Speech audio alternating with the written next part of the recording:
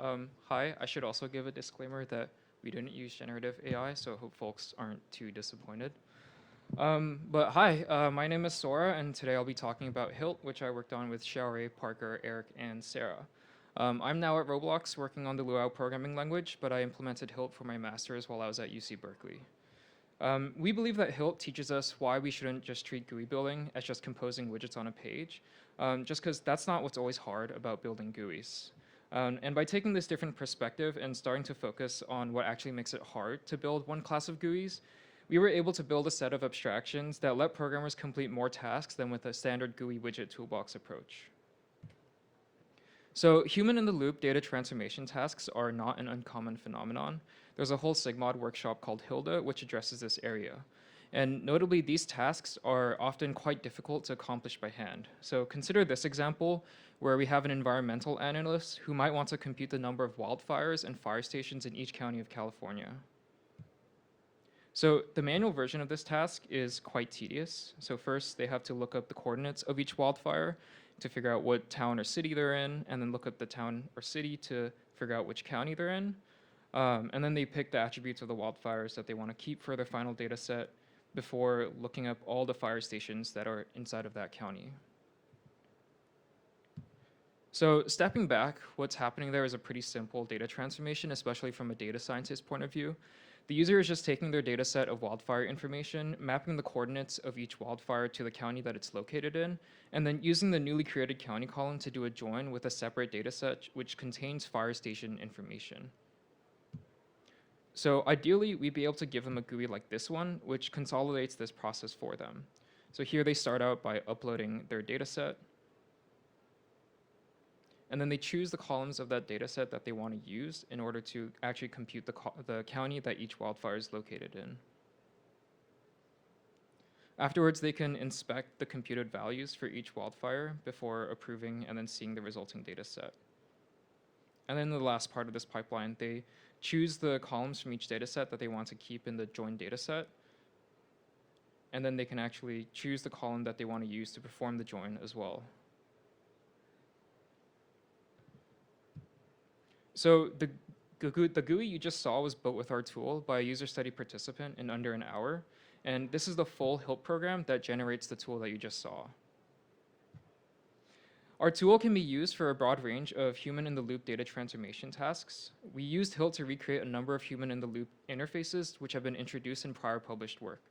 For example, that second one, WannaDB, uses an interactive feedback loop in order to extract characteristics from a corpus of text. So we know HiLT can express a class of useful GUIs, but how do we land on this particular programming tool? So first, let's talk through what characterizes this class of interfaces. First, we want GUIs to walk users through the data transformation tasks instead of just leaving them to figure things out on their own, like Excel or Tableau might. Second, we want GUIs to be able to handle different user input schemas, meaning that they shouldn't hardcode assumptions about the data, unlike GUIs generated by frameworks like Airtable or Retool. Third, we want our GUIs to meaningfully transform the data, including by potentially modifying the schema of that data. So individually, these constraints seem pretty simple to meet. Writing a data transformation or creating a GUI is pretty straightforward using modern tools. However, hooking them all up together turns out to be quite an ordeal.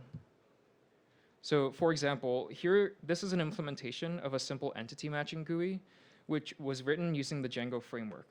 As you can see, it requires a whole lot more code than the HiLT program that we saw earlier. So why is it so hard to build these GUIs using modern tools? So if we step back and think about what a programmer needs to do in order to implement one of these GUIs, they first need to code up a backend which handles interacting with some kind of a data store. This is complicated by the fact that the programmer doesn't necessarily know the schema of the data that the GUI will be handling. Next, they need to construct the UIs which the user will see and interact with. This is harder than just writing a simple CRUD app because user interactions might transform the data in complex ways like changing the schema. Existing frameworks assume that the hard part here is to compose the widgets together to put together the interfaces, and they rely on the fact that they only need to handle a single fixed schema that the programmers know before deployment. So as a result, they make it hard for programmers to actually tackle the problems which make this class of GUIs hard to build. So we introduced the HiLT API and the paired HiLT engine. Using our API, the programmer is presented with these hard parts head on, but with the additional structure provided by HiLT to support them in solving these problems. HiLT's central abstraction is what we call the stage, which represents a single step of a data transformation process. Stages are defined as Python functions, where programmers can define both the interface that users see during that step, as well as the transformation to apply to data based on the user's inputs. This enforces that programmers break up the data transformation tasks into discrete steps, while allowing them to also co-locate the code related to each step in the program text. We conducted an evaluative user study of HiLT, comparing it against Streamlit, which is an existing framework for making data-related interfaces. We asked our participants to implement an interface for a longer version of the Wildfire County matching scenario that we discussed earlier, and they were broadly more successful at completing the tasks with HiLT than with Streamlit. We also categorized the completion criteria for the user study tasks by the design constraint that they corresponded to, and found that participants were about 2.8 times more successful using HiLT to complete data transformation-related subtasks. After our evaluative user study, we also conducted a qualitative analysis of the user sessions. Many of the themes that we found related to the stage abstraction, which is at the core of HiLT. To finish this talk, I'm going to be focusing on the first theme here. We found evidence that the stage abstraction shaped our participants' mental models of the structures of the GUIs that they were building. And one possible explanation for this is that HiLT did a better job than Streamlit at centering what's actually hard about building human-in-the-loop data transformation GUIs. It's often taken for granted that making GUI building tools should be mainly about a flexible, composable library of GUI widgets. Instead of that, we built HiLT from the perspective that there may be some other set of abstractions to be centered that better model the problem domain. Frameworks like Streamlit, which focus on having flexible widget toolboxes, let you easily arrive at partial solutions because they make it easy to tackle the issue of defining the visual interface. However, they don't tackle the obstacles that you see when you actually observe programmers trying to build this class of interfaces. So being able to compose the interface components isn't always the crux of the problem, and we believe that the lesson of HiLT for GUI building frameworks more broadly is that sometimes you want an abstraction that captures the structure of the problem, something that's wrestling with the fact that you're doing something with this program other than just assembling visual components on a web page. Thanks, and feel free to read our paper or reach out to me on my email there.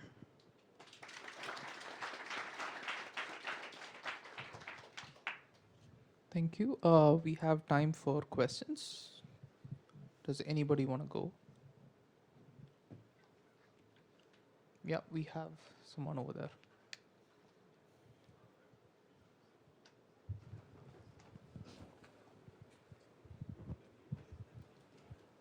Thank you for the great talk. Are there like sorts of tasks Streamlit does it easier than HiLT as well? Yeah, Streamlit makes it fairly easy to like quickly iterate on an interface that displays data. We found that the obstacles that our participants faced when constructing these interfaces was basically avoiding hard coding assumptions about the schema of the data that they might interact with, and also like meaningfully changing the structure of the data that's being handled. Oh, then is there a way to like mix and match Streamlit and the HiLT application together? I think that the rendering frameworks are different enough that it's not entirely possible, but one of the main design considerations for HiLT was to make it a shallowly embedded DSL inside of Python, which means that programmers can write arbitrary Python code to describe the transformations that take place inside of their pipelines. Okay, thank you for your answer. Thank you. Any questions? Yeah, we have one here.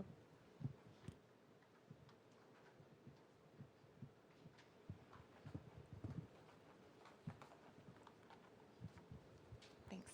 Hi, nice talk. I was wondering, do you think that there's a role for AI within your sort of framework? You could work it in. I think we found it useful to rely on like the determinism because the programs that HiLT programmers write generate web apps. So I think having that like guarantee of determinism in what's being generated was useful for us, but I don't see why you couldn't use generative AI as part of it.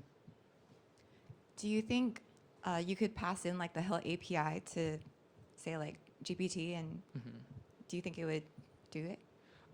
Yeah, so we conducted our validative user study like a year ago, so LLMs weren't in the same state they are today. But we did have folks trying to generate HiLT programs using like ChatGPT, and at the time they weren't successful, but I can see a world where like having a more structured prompt setting could allow LLMs to successfully generate HiLT programs.